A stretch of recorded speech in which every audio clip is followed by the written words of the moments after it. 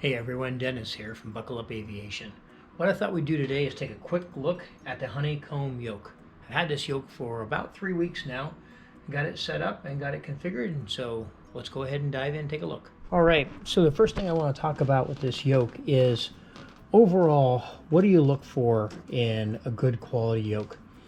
For me, given the fact that I'm out flying right now a range of aircraft from Cessnas on through to Cirruses and a couple of Pipers, what I'm looking for is a yoke that simulates as much as possible the realistic look and feel of flying an aircraft. And so what I'm looking for is something of substance. I'm looking for the range of travel. I'm looking for the functionality of the different switches and capabilities of the yoke. And so with that in mind, let's go ahead and dive into the Honeycomb Yoke. First thing I want to talk about with this yoke is that overall, this is a pretty substantial yoke. It's pretty hefty in terms of weight, which gives it a good solid feel to the main shaft that comes out of the controller, and then for the yoke itself, a very good substantive feel as well. So overall, what I'd say is from a construction and feel, this is a very, very good yoke with a good substantive feel to it. I also like the look of the LEDs in here with the red coming out. Of course, if you're flying at night, everybody who has flown knows that red will not affect night vision. I think it's kind of an interesting, nice touch to add to this whole thing as well. In terms of the layout of the various switches, as well as the layout of the on-off starter switch, the layout of all of the other buttons and switches on the control yoke itself are all pretty well thought out and pretty realistic if you're trying to simulate as much as possible what's in a real aircraft. Now, when it comes to travel, I think that it's very interesting that this yoke has a full range of travel, a full 90 degrees both directions, which really feels an awful lot like the real aircraft that I have flown, and it has very, very similar feel to those.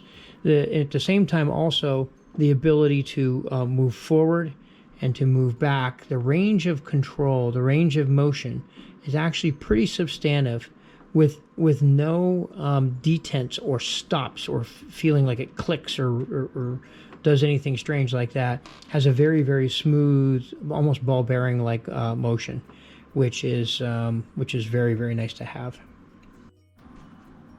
Another key thing I wanted to point out on this yoke is the double trim switch. If you look real closely right here, it doesn't just have one trim switch, it has the two. What's very interesting about that is that that is put on most aircraft, on a lot of the aircraft that I've flown, is a safety feature, that if you accidentally hit one button, it won't adjust the trim. You have to actually push both buttons in order to adjust the trim. So I think it's a really neat feature to find this on a yoke like this as well. At the same time, the auto pilot disengage switch, the push to talk, I think I can show it coming around here, the push to talk switch right there, are all very nicely positioned, easily accessible, very similar to what you'd find on a real aircraft. In addition, you've got switches over on the other side that you can configure for a range of different things, and I have them configured mainly left and right trim here.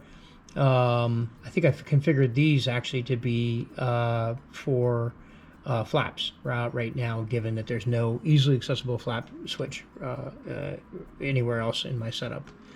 At the same time, I want to dive down into some of these switches. So we've obviously got the alternator and the battery switch.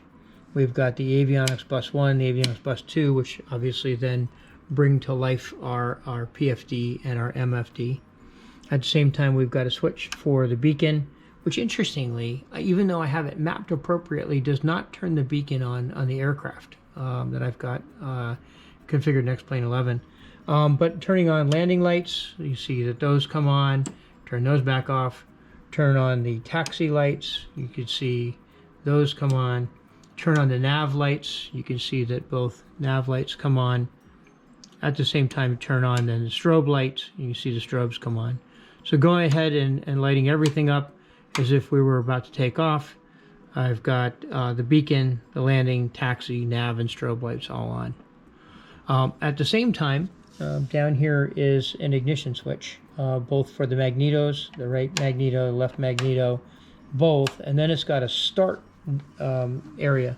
Let me go over here. A start area clear off to the side that when I turn that on, it turns the engine on for the aircraft that I am flying. And so very, very nice capabilities of this yoke. You can see how it lights everything up on the aircraft appropriately in X-Plane 11. I will tell you that when this yoke came, it was not, the switches were not mapped entirely correctly. In some cases they were reversed, and in some cases they weren't mapped appropriately. So I had to go through each of the switches and do the mappings on those. And for those of you that are wondering kind of how do you do that, up in the upper right hand corner of X-Plane 11 are a series of up and down toggles. If you click on those toggles, you'll be able to go in and pick up top here what it is that you want to configure. In this case it's a joystick, and in this case the view that I wanted to see was for the switches.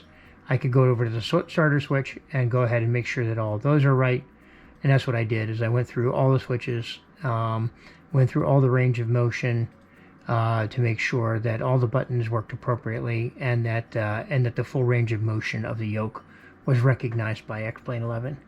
And then I clicked done, and we are back out to the aircraft. So a little bit of work on the setup, not a ton, not super difficult, but just took a little bit of patience and a little bit of work. I overall absolutely love this yoke. Last thing I want to talk about is the cost versus capability.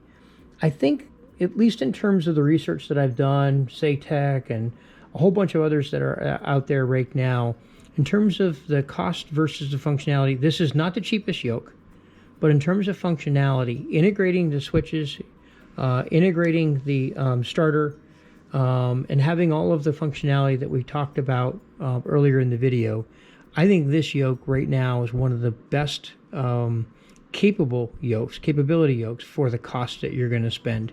And I have to tell you that adding it into my overall setup has been a wonderful addition.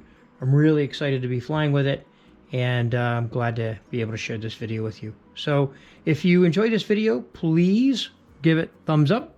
Subscribe to my channel. There'll be more videos coming out talking about this sim setup overall, as well as talking about some of the real flights that I am going to be flying. I'll be flying them both in sim as well as in real life. And again, hope you enjoyed the channel. Talk to you soon. Bye.